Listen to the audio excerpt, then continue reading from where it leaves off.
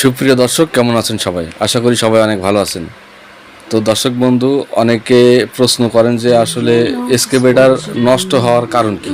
Excavator কারো কারো excavator কিন্তু অনেক দ্রুত নষ্ট হয়ে যায়, তো এই নষ্ট হওয়ার কারণ কি অনেকের প্রশ্ন। তো আজকে আমি এই প্রশ্নের উত্তর দেওয়ার চেষ্টা করব, ঠিক আছে? এক্সকেভেটর নষ্ট হওয়ার কারণ কি এবং আহ, আহ, ভালো রাখার উপায়, এক্সকেভেটর কীভাবে আমরা ভালো রাখতে পারি, এই বিষয় নিয়ে আমি আলোচনা করব। তো দেখেন, এক্সকেভেটর নষ্ট হওয়ার বিভিন্ন কারণ আছে, কিন্তু আমি এর ভিতর থেকে এক্সকেভেটরের 4টে অংশ বিভক্ত করে আমি 4টে অংশকে ভাগ করছি। এই 4টে অংশ বেশি নষ্ট হয়। প্রথম হলো মেটাল সাইড, যেগুলো বাইরের মেটাল সাইড, 1 নাম্বার।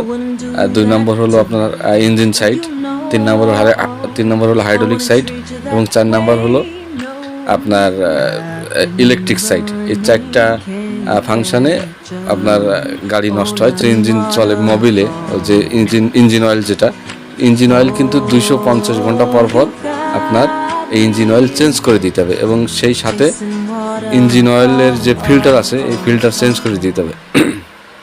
1 নম্বরে গেল। 2 নম্বরে আপনার যে ডিজেল ফিল্টার বা ফুয়েল ফিল্টার, এই ফুয়েল ফিল্টারও কিন্তু 250 ঘন্টা পর পর, 250 ঘন্টা পর পর কিন্তু ফুয়েল ফিল্টার কিন্তু অবশ্যই চেঞ্জ করতে হবে, নাহলে কিন্তু ইঞ্জিন ভালো থাকবে না, ঠিক আছে? ইয়ার ফিল্টার যেটা আছে, ইয়ার ফিল্টার আপনাকে ভালো মতো পরিষ্কার করতে হবে প্রতিনিয়ত কিন্তু আপনাকে এয়ার ফিল্টার ভালো করে পরিষ্কার করতে হবে। এয়ার ফিল্টার পরিষ্কার না করলে কিন্তু ইঞ্জিনে অনেক প্রেশার পড়ে, ইঞ্জিনের ক্ষতি হয়, এই জন্য গাড়ি কিন্তু নষ্ট হয়।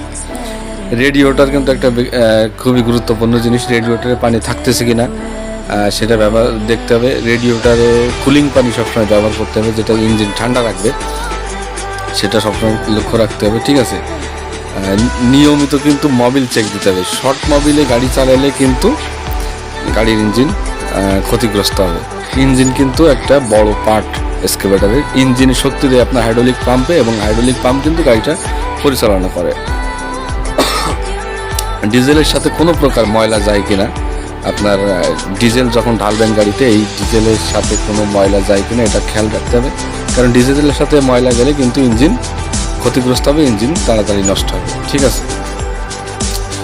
ওভারলোড দেওয়া যাবে না গাড়িতে কিন্তু অনেক সময় ইঞ্জিনের যে শক্তি আছে তাছাড়া আমরা অনেক সময় লোড নিয়ে ফেলি। আসলে এইগুলো করলে কিন্তু ইঞ্জিন এবং গাড়ির সব দিকে ক্ষতি। সুতরাং গাড়ির যে ক্যাপাসিটি আছে সেই ক্যাপাসিটি অনুযায়ী চালাতে হবে। যখনই আপনি ওভারলোড নেবেন, ইঞ্জিন কিন্তু নষ্ট হওয়ার একটা সুযোগ থাকে, ঠিক আছে?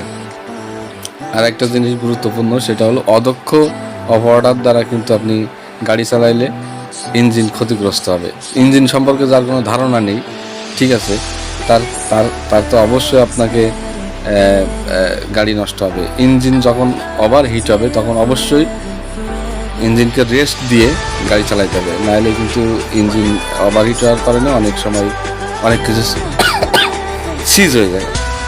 তো সুতরাং ইঞ্জিনকে অবশ্যই ভালো রাখতে হলে ফুয়েল কোয়ালিটি ভালো দিতে হবে, তেল ময়লা যায়, এবং তেলে যে ফিল্টারগুলো আছে, ফিল্টার নিচ থেকে ময়লা তেল ফেলাই দেওয়ার বা ট্যাঙ্কি থেকে পানি অপসারণ করার জন্য ওয়াটার সেপারেটর যেটা আছে, পানি অপসারণ করার জন্য লাইন আছে, সেখান থেকে অবশ্যই ময়লা তেল এবং পানি প্রতিনিয়ত ফেলাই দিতে হবে রেগুলার, তাহলে কিন্তু ইঞ্জিন ভালো থাকবে। ইঞ্জিনের খাদ্য ভালো দেবেন, ইঞ্জিন ডেলিভারি ভালো দেবে, ঠিক আছে?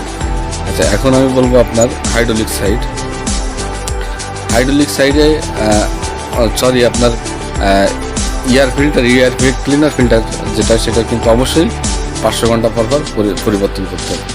এখন হাইড্রোলিক সাইডে আসে। হাইড্রোলিক সাইডে দেখেন, আপনার যে হাইড্রোলিক অয়েলটা আছে, এই হাইড্রোলিক অয়েলটা কিন্তু 2000 ঘন্টা পর পর অবশ্যই হাইড্রোলিক অয়েল চেঞ্জ করে দিতে হবে, যদি আপনি হাইড্রোলিক পাম্প ভালো রাখতে চান, ঠিক আছে? আচ্ছা, আপনার যে হাইড্রোলিক ফিল্টারগুলো আছে, প্রতি 500 ঘন্টা পর পর কিন্তু হাইড্রোলিক ফিল্টার অবশ্যই চেঞ্জ করতে হবে। হাইড্রোলিক একটা রিটার্ন ফিল্টার আছে, যখন আপনি হাইড্রোলিক চেঞ্জ করবেন অবশ্যই হাইড্রোলিক রিটার্ন ফিল্টার কিন্তু চেঞ্জ করে দেবেন। ইঞ্জিনের যে রেঞ্জ আছে, মানে যেটা রেঞ্জ বলে, যেটা অ্যাক্সেলেটার বলে, এই অ্যাক্সেলেটার যদি আপনি কমায়ে গাড়ি চালান তাহলে কিন্তু হাইড্রোলিক প্রেসারে কিন্তু অবশ্যই একটা প্রেশার পড়বে, হাইড্রোলিক পাম্পের উপর একটা প্রেশার পড়বে যদি আপনি ইঞ্জিন রেঞ্জ কমায়ে গাড়ি চালান। সুতরাং গাড়ি চালানোর সময় ইঞ্জিন রেঞ্জ কিন্তু আপনাকে অবশ্যই বাড়ায় চালাতে হবে, যতটুকু আপনার শক্তি না যদি না দেয় আপনার পাম্পে ইঞ্জিন, তাহলে কিন্তু পাম্পের উপরে প্রেশার পড়ে যায়। সুতরাং ইঞ্জিন রেঞ্জ বাড়াই দিয়ে কিন্তু অবশ্যই গাড়ি চালাতে হবে। অনেকে তেল বাঁচানোর জন্য অনেকে গাড়ির অ্যাক্সেলেটার কমাই দিয়ে, রেঞ্জ কমাই দিয়ে গাড়ি চালায়, এতে কিন্তু পাম্পের ক্ষতি হয়, পাম্প নষ্ট হওয়ার সম্ভাবনা আছে। তো এই দিকটা অবশ্যই খেয়াল করতে হবে। আর হাইড্রোলিক ব্যবহার করার সময় একটু ভালো মানের হাইড্রোলিক ব্যবহার করবেন। গ্রিসটাও যখন ব্যবহার করবেন, চেন সাইডে মেটাল সাইডে অবশ্যই ভালো গ্রিস ব্যবহার করতে হবে। বোম সিলিন্ডার সম্পূর্ণ ইউজ করা যাবে না। যখন আমাদের যে বোমটা আছে সেই বোমটার কিন্তু একটা নির্দিষ্ট মাপ আছে যে কোন পর্যন্ত যাবে, কোন পর্যন্ত আসবে। লিভার আপনি চাপিয়ে ধরবেন, লিভারে কিন্তু একটা আওয়াজ দিবে, পাম্পে একটা আওয়াজ দেবে, কারণ ওর বেশি আর আপনার বোম সিলিন্ডার আর নাই, কিন্তু আপনি লিভার চাপিয়ে ধরে রাখছেন, এটা কিন্তু পাম্পের উপর একটা প্রেশার। সুতরাং যতটুকু আপনার বোম সিলিন্ডার আছে অতটুকুই আপনি লিভারটা চেপে ধরবেন, তাহলে আপনার কিছুটা বাকি রাখতে হবে। যখন কিছুটা থাকবে ততক্ষণই আপনার কিন্তু লোড আনলোডের কাজ কিন্তু হয়ে যাবে। কিন্তু আপনি যদি ওইভাবে চেপেই ধরে রাখেন তাহলে কিন্তু হাইড্রোলিক পাম্পের একটা প্রেশার পড়বে, এবং এতে পাইপও ফাটতে পারে। হাইড্রোলিক পাইপ যেগুলো আছে এগুলো ফোর্স পাইপ, এগুলো ফাটতে পারে, ঠিক আছে। সুতরাং এগুলা সাবধানতা অবলম্বন করতে। এবং যে অনেক সময় গাছগাছালি, ইলেকট্রিক পোল এবং বিভিন্ন মেটালের সাথে আঘাত লেগে কিন্তু হাইড্রোলিক যে স্টিল পাইপ আছে, হাইড্রোলিক স্টিল পাইপ কিন্তু কেটে যেতে পারে, এতেও কিন্তু সমস্যা, গাড়ি বসে থাকবে। তো সুতরাং এটা অবশ্যই আপনাকে খেয়াল করে চালাতে হবে, ঠিক আছে। এবং একই কথা যে অদক্ষ অপারেটর দিয়ে চালাইলে কিন্তু আপনার গাড়ি ক্ষতিগ্রস্ত বেশি হবে। হাইড্রোলিক সাইডের ক্ষেত্রেও কিন্তু এটা প্রযোজ্য। এখন আমি বলবো ইলেকট্রিক সাইডের ব্যাপারে আলোচনা করব, ঠিক আছে। তো এখানে ইলেকট্রিক সাইডে প্রথম যে কথা সেটা হলো, গাড়িতে ব্যাটারি কানেকশন লাগানো অবস্থায় কোনোভাবে গাড়ি ওয়েল্ডিং করা যাবে না। গাড়ি ওয়েল্ডিং করতে হলে অবশ্যই ব্যাটারি কানেকশন আপনাকে যে ক্লাম আছে, ব্যাটারি ক্লাম খুলে নিতে হবে। যদি না করেন তাহলে কিন্তু ইলেকট্রিক ফাংশনের সব কিছু কিন্তু জ্বলে যাবে। তো সুতরাং গাড়িতে কোনো প্রকার ওয়েল্ডিং করার সময় আপনাকে অবশ্যই গাড়ির যে ব্যাটারির যে লাইন আছে এটা খুলে নিতে হবে, ঠিক আছে। এটা প্রথম শর্ত। আর দ্বিতীয় শর্ত হলো ব্যাটারির পানি ভালোভাবে চেক দিতে হবে। প্রতিনিয়ত না দিলেও আপনার সপ্তাহে আপাতত একদিন ব্যাটারির পানি চেক দিবেন, কেননা ব্যাটারি যদি পানি না থাকে তাহলে কিন্তু এটা একটা বাস্ট হয়ে যাওয়া বা সম্ভাবনা আছে, ঠিক আছে। না বুঝলে অথবা যদি না বুঝে কোনো অপারেটর, তাহলে গাড়ির ভিতরে যে বোতাম রয়েছে এবং যে ইলেকট্রিক ফাংশনের যে যত বোতাম রয়েছে কোনো কিছুতে বা মনিটর কোনো কিছুই টিপাটিপি করার কোনো দরকার নাই। কারণ ইলেকট্রিক সাইডে কোথাও যাই লক করে দিলে, কোথাও হ্যাং হয়ে গেলে বা কোনো উল্টোপাল্টা চাপ পড়লে কিন্তু অনেক সময় ইলেকট্রিক সাইড হ্যাং হয়ে যায়, গাড়ি বিভিন্ন ডিস্টার্ব দেয়। আর ইলেকট্রিক সাইডে গাড়ি ডিস্টার্ব দিলে কিন্তু খুব কমই বোঝা যায়, ঠিক আছে। দেখা গেল অন্যদিকে চেষ্টা করলেও কাজ হয় না। ইলেকট্রিক সাইড খুবই সূক্ষ্ম জিনিস, তো এই বিষয়ে ঘাটাঘাটি না করাই ভালো, ঠিক আছে। ফিউজ বোর্ড যেটা আছে, ইলেকট্রিক ফিউজ বোর্ড, এই ফিউজ বোর্ড সম্পর্কে অবশ্যই ধারণা থাকতে হবে একজন অপারেটরের। যদি এই ফিউজ বোর্ড সম্পর্কে ধারণা না থাকে তাহলে কিন্তু গাড়ি যে কোনো ইলেকট্রিক সমস্যা দেখা দিতে পারে। সুতরাং একজন অপারেটরের ফিউজ বোর্ড থেকে সম্পর্কে ধারণা থাকা অবশ্যই গুরুত্বপূর্ণ। অযথা লাইট, ফ্যান, হুইপার চালাবেন না যখন গাড়ি চলবে। আমার প্রয়োজন নাই লাইট, ফ্যান, হুইপার এগুলো চালানো দরকার। আর আসলে এটা দেখতে হবে যে আপনার ইলেকট্রিক সাইডে কোথাও যদি শর্ট সার্কিট হয়ে যায় বা দুই তার এক হয়ে যায়, তাহলে কিন্তু এর কিছু কিছু ফিউজ কেটে যেতে পারে। তারপরে আপনার বিভিন্ন যে মাদারবোর্ড থাকে সেখানে সমস্যা হতে পারে, বিভিন্ন ঝামেলা হতে পারে। সুতরাং এইগুলো যে ফ্যান, লাইট, হুইপার বা ইলেকট্রিক যত যন্ত্রপাতি আছে আপনার গাড়ির ভিতরে, কেবিনের ভিতরে, অবশ্যই এগুলো অপ্রয়োজনে ব্যবহার করার দরকার নেই। প্রয়োজন হলে অবশ্যই আপনি ব্যবহার করবেন। এবং কোথাও কোনো তার লিক আছে কিনা সেটাও আপনাকে খেয়াল রাখতে হবে।